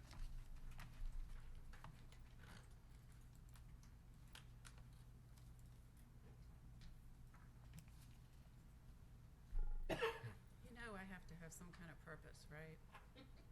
A purpose? That's the reason I say it. Oh, okay, yeah. Yeah. keep it going. By your actions, you have passed the 7-0. We are now on to for the record. Let's start with Board Member Smith Juarez. Thank you. I had plenty of time to brag on District 3 earlier in the meeting, and so I'm going to spend most of my time for the record talking about a very important decennial event that we have coming up next year, and want to thank our chair and others who invited a member of the Census Bureau to come and speak with the board about the importance of the upcoming census, which this year will be taken online or by phone, but primarily online. Excuse me, next year. Yes, in 2020. Largely online, and there will be a secondary backup by phone, but it's really important that everyone understand the importance of being counted where you are during the 2020 year. The census question has been, the citizenship question has been decided by the Supreme Court. It will not be on the census. And residency or citizenship status should not affect anyone's completion of the census, being counted, and understanding the needs of this state and where people are. I just want to share with folks that Florida ranks third in 2010 in terms of states with the most significant undercount population, with 18,463,000 individuals undercounted in the 2010 census. Additionally, Florida's omissions rate was 7.5%, with 1,385,000 people missed. Florida had 5 counties that ranked in the top 20 nationally based on their undercount in 2010. Florida is home to large numbers of traditionally hard to count groups, and a change in the way that the census is administered that I mentioned earlier over the phone and primarily online could exacerbate the undercount. So it's very important that not only are individuals counted, but that we also extend opportunity for individuals who may not have easy access to the internet to be counted. 1/3 of our state's budget is derived from the federal budget, 1/3. In this regard, Florida receives more than $44 billion annually through 55 federally funded programs to support highway planning and construction, the National School Lunch Program, Head Start, federal Pell Grants, Medicaid, and the Child Care Development Fund, among others. All of this funding is based on census data. So the numbers will inform the dollars that are allocated over the next decade. If we have an accurate count in Florida, we should not see wait lists for Head Start. We should not have problems providing healthy meals for children through the federal school lunch program that are at a price point that warrants the healthy consumption of breakfast and lunch for our children. Not to mention Medicaid, highway planning, Pell Grants, the other things that I mentioned.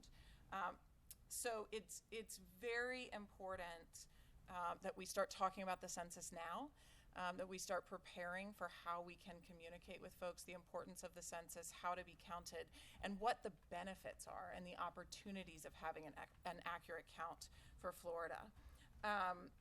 I also want to welcome Paul Soares tonight. We really miss Don Nelson, but we are very excited to have you back in this position and leading our operations and maintenance departments for the school system. You are the exact right person to walk in your own shoes, but to walk in the footsteps of Don Nelson, as the superintendent put much more eloquently than I did at our recent workshop. But very happy to have you and your continued service to this district. You've been here over years, and I would not pretend to be able to rattle off every position that you've held, but you have been incredibly valuable to the district and will continue to be into the future. So welcome to you. Re-welcome. Kind of like rewind. Re-welcome. You're in the Board Member Joyce. Thank you, Madam Chair. I had the opportunity to spend the morning at Ortega Elementary and Benicia Elementary. The Riverside Rotary Club so generously handed out dictionaries to all of the third graders. And I'm going to name off the schools. We did Benicia and Ortega this morning, but they are giving dictionaries to all third grade students at Bayview, Ruth Upson, West Riverside, Fishware, Central Riverside, John Stockton, and of course Benicia and Ortega. I was so excited to join in with them. We walked into the little third grade classrooms, and I love being in the schools. I love being around our kids. It's so energetic and exciting. But when you see kids get so excited because they have their own dictionary in their hand, they can take it home, they can write their name in it. It was really great. I had one kid in the class, he flipped to the back because Casey was telling him that there's a lot of cool stuff in the back of the dictionary, and he just blurted out, "Oh my goodness, this dictionary has the longest word in the English language." So it was adorable, so I wanted to share that with you. Last week, I believe it was, I was at Enterprise Elementary, and they had the Kindness Challenge. Mr. Collins has done an initiative there to really promote kindness at that school. And I was invited to come out. There were about 15 JSO officers that participated. There was some fire and rescue personnel there, firefighters, and they had a big balloon tunnel, and everybody stood outside, and the whole school marched through the tunnel with us standing out there and high-fived the kids and really encouraging them to be kind to each other. And I just thought that was really special. I just feel like we need more of that, as Ashley said, in the world today. And I think that when our kids look at sometimes how grown-ups act and treat each other, it's not really reflective of what we're trying to teach our kids in our schools. So I was excited to be a part of that. I'll be there tomorrow handing out awards for the first week of Kindness Challenge. And I meant to bring my little necklace because everybody got a little necklace with a little hedgehoggy thing on it. You've seen that, yeah. He does, Mr. Collins is amazing. He told me that he came from Highlands Elementary, moved that school, and he really thought that the Kindness Challenge was a real instrumental part of moving that school from a failing school to a C+, I think is what he said. So that was exciting. I got the wonderful opportunity last week to share a float with Superintendent Dr. Green and the Baldwin Middle High School Parade. Every year, little town of Baldwin closes off Beaver Street, Interstate 90, and all the kids participate in the parade, or they're standing outside. And the elementary school, the middle school, and the high school kids were out there, so that was fun to be a part of, and I enjoyed sharing the convertible with Dr. Hall and Dr. Green. I will say this, I did play softball in high school and middle school and elementary school. You know, my arm is not as good anymore. Dr. Green really outthrew that candy, and she was really nailing it, so good job there. I also had the opportunity to get my coat. So I got to tour. I took a group of ladies from the Farm Bureau Ladies Leadership Committee. It was about 4 ladies, 5 ladies. We went to the DCPS Food Service Center, and we toured it, and they were so impressed with the work that we are doing with our Farm to School program, and that Mr. Ratley has brought in a old card catalog and filled it with seeds. And these are the seeds that we're using to plant around the state to bring our fresh fruits and vegetables into Duval County. And if you take your students, teachers out there, and you want to do a field trip, they will leave with a little bag of seeds. So I encourage you to do that, and I encourage other board members, because look, you get your name. You get your name on that. It was really cool. But you do have to wear a hairnet, so you need to do that. And wear long sleeves when you go. And it's so cold. Wear long Bring a sleeves jacket. when you go. Yes. And the last thing that I want to let everyone know is that there's a fever going around Jacksonville, and I have caught it. It is Minshew mania, and I am over the top into Minshew mania. So I'm just gonna say, you know, our new quarterback, go Jags. That was a great game on Sunday. Well, it was. It's really, really good. Board Member Grimes, do you have anything for the record? I don't think so. Okay. Board Member Willie? A couple quick things. First of all, I put out a mini challenge last week for the board and others that were within the sound of my voice if they wanted to wear tennis shoes. So I appreciate the folks who did that. And Dr. Green even snuck a slide in there for the presentation around that effort. I know we all have folks in our families who are connected to that have been affected by cancer. This month is breast cancer awareness. My mother is one that's affected. So this is for her. My shoes are for her and all the other mothers, sisters, aunties, grandmothers who've been affected by it. And I think we're going to see this and other things. And the reason why I picked these shoes is because oftentimes in sports, the coaches. Can I see your shoes? Oh. You gotta put them up there.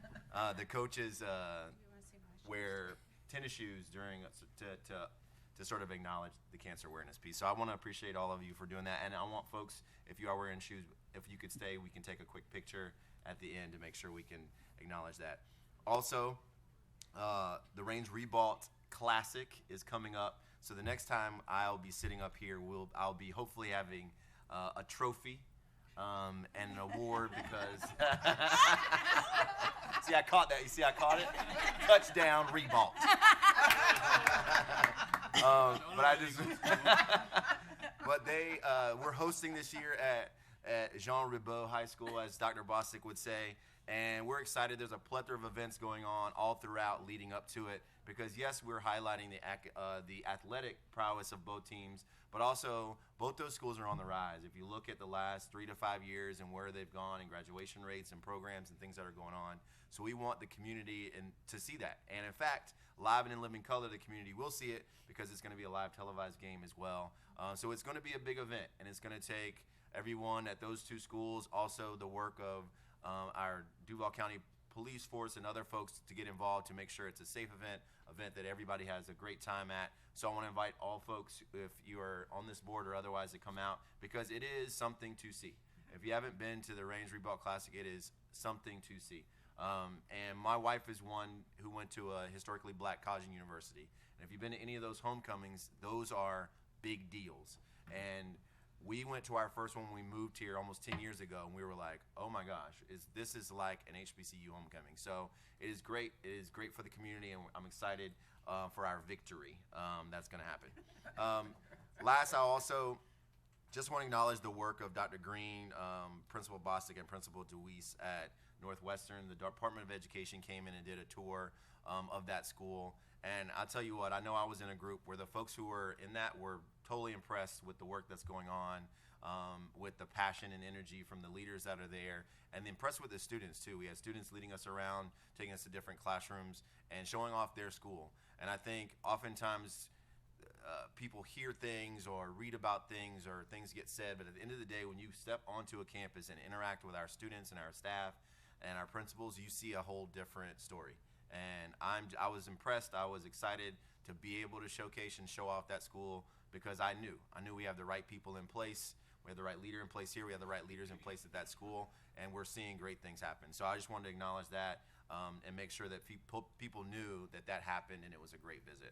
So I'll stop there, and I'll yield the rest of my time. Sure. Now you want to say something? Yeah, now he does. Yeah.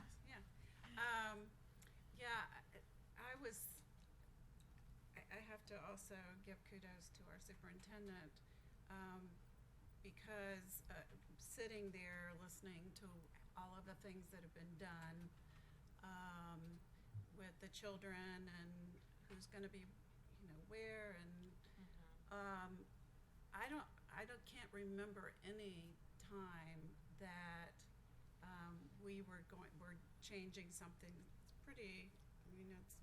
It's a pretty large thing that we're doing, and y'all are doing it so well that people aren't screaming, they're not yelling, they're, they are, or if they are, I haven't heard them, but honestly, it was amazing to me for them to stand up and talk about, yes, these kids are going to go here, and this is it. But it seemingly has been so well done that y'all really do deserve a lot of praise for that. Thank you. Thank you. Board Member Anderson. Thank you, Chair Hershey. I'll just go ahead and piggyback right off that. I do want to say thanks to the folks from the Department of Education and the Florida Board of Education that came out.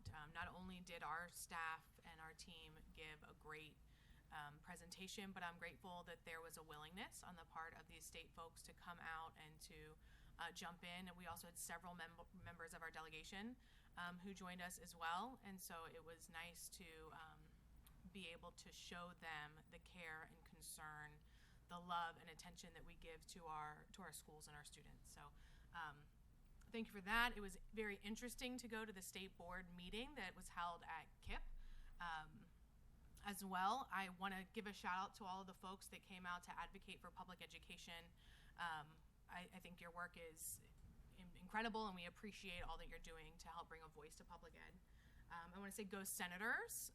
Fletcher had their homecoming last week. Unfortunately, I missed it, but because I was out of town at CUBE doing school board things. But yay, that was exciting. Let me think, there's something else. Also, I got to wrap up my tour for open houses. That was a crazy whirlwind, so thank you to Miss Nina Sparrow for getting all of those things scheduled. I don't know that I'll do open houses again because it was kind of a challenge to get, I didn't realize they happened on so many different nights. But to all the schools that welcomed me in, and to Kernan Trail again for putting together a little video clip for the schools where I couldn't be, I appreciate that very much. Welcome to Paul, that's on my list, so I don't want to not say that again because we are excited to have you. We're sad to lose Dawn. I want to reiterate the Wellness Wednesday message. one of the things that I think is really interesting and that I think it's really important for people to understand is that this law came into effect, or in this mandate came into effect in July, did not come with any money, but our staff worked tirelessly to put together this program that is pretty incredible. In fact, so incredible that people from all over now are contacting us to get access to it. So I think there's an opportunity here, Dr. Green. I'm just saying that we might be able to, you know, market some things. But the staff has done so well, and I really am impressed with them. I think that the community is grateful for this opportunity as well to make more of a focus on children's wellness and well-being. I will also reiterate that in every lesson, I've made sure to check in that there is guidance on who students can reach out to, and they are being directed to counselors and safe people if things come up. So there is a lot of attention being paid to that. My list keeps going away. Bully prevention, I would be remiss not to reiterate that bully prevention is in October. I'm excited to do the opening address tomorrow for the bullying prevention kickoff. So if folks are not doing anything and you want to come to Downtown Art Walk, we'll be at the main library kicking that event off at 5:30. So thanks for those people that invited me to do that. Miss Letta Turner, who's a parent who leads. Speaking of JPEF and Parents Who Lead, Ed Talks was this month, and that was wonderful. So I do want to say thank you to JPEF for putting that on and for inviting us and all the work that they continue to do to support us. Lastly, I think I've gotten it all in here. Lastly, I want to say thank you to Mr. Hand. I'm excited to get these books.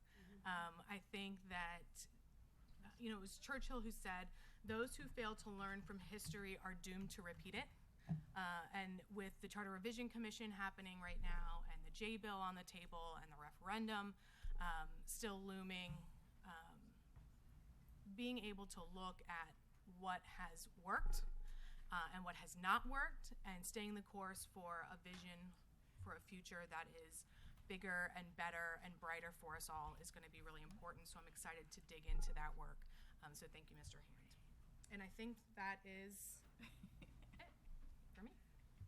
Did you want to say something? Well, I was just going to say, because he asked me a question, I didn't know the answer. What grade did they say that they were going to put in the libraries?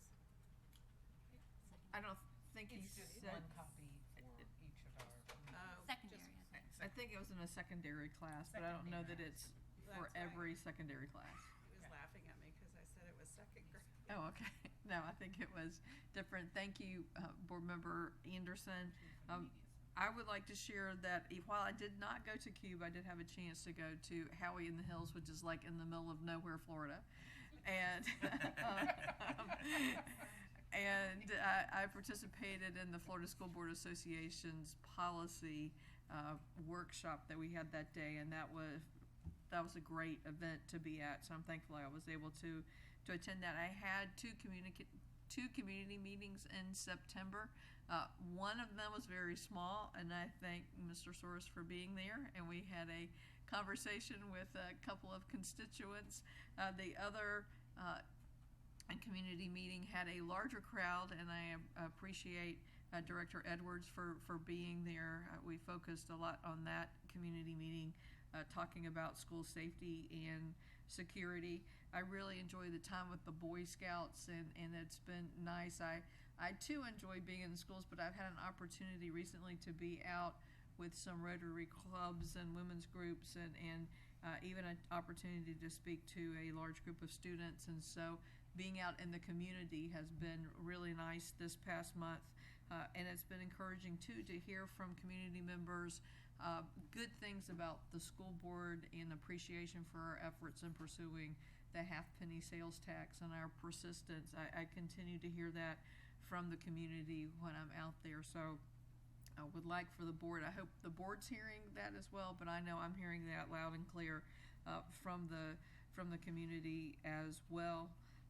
And I appreciate also, Dr. Green, the work with dyslexia that you mentioned, because that did come up at one of the community meetings I was at with the need for support for students. And we actually had a school principal who was there who was able to share about how teachers were now being trained across the board, and so that was encouraging information to have as well. So with that, does anyone have, did you want to say something? I feel like you have to go back to Mr. Willie, because he kind of set you up there. I mean, you just passed me over,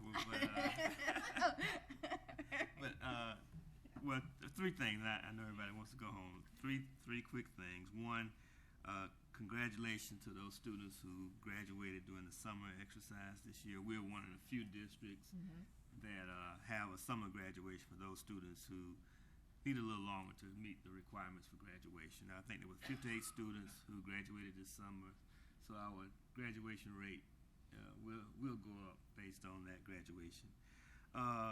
Dr. Green did an outstanding job at the Charter Revision Commission meeting the second Friday this month. It was very enlightening. I think the members of that Charter Revision Commission board really had their eyes open to the outstanding job that we've done in moving this district forward, the graduation rate, and so many other things that I think we take for granted because we see it and we know what's happening. But she did an excellent job of presentation. The meeting did not end on the best of notes because some of the public was not able to speak, but she did an outstanding job. Hard stop time. Yeah, hard stop time. And Senator Gibson, just want to thank her for doing her lessons with Westside High and Jeff Stewart. She does an outstanding job of engaging the students in the legislative process that happens in Tallahassee. And the kids were very engaged. They participated. They elected people to represent their particular group. So it was very exciting and interesting to see how she did that. And finally, the Northwest Classic. The two-time defending state champs are playing in that game. You know that, right? Yeah. So it's very exciting, and I just want to thank that committee that's been working ever since this summer. Dr. Bostic is new to that game, and he has his eyes open to what's going to happen this weekend. That weekend. So, and it also coincides with, because they're in the same division now, the game had to be moved up, and it also coincides with Edward's College homecoming. So our school police officers are going to be stretched that weekend trying to accommodate two events, but I think the priority would be the Northwest Classic, and Reigns will prevail. And if they don't, if Reebok wins, I'll wear my tennis shoes at the next board meeting. How about that? Thank you. You gotta do better than that. You gotta do better than that. You gotta show up in like a Reigns t-shirt. Showed up in the Reebok t-shirt. Okay, I'll show up in the Reebok. You show up in the Reigns if Reebok. Okay. That sounds good. And all right. Vice Chair Jones, I just wanted you to have the last word tonight. Oh, thank you. All right, is there a motion to adjourn? So moved. I believe Board Member Smith whereas moved that we adjourn, and it was seconded by Vice Chair Jones. All in favor say aye. Aye. We are adjourned.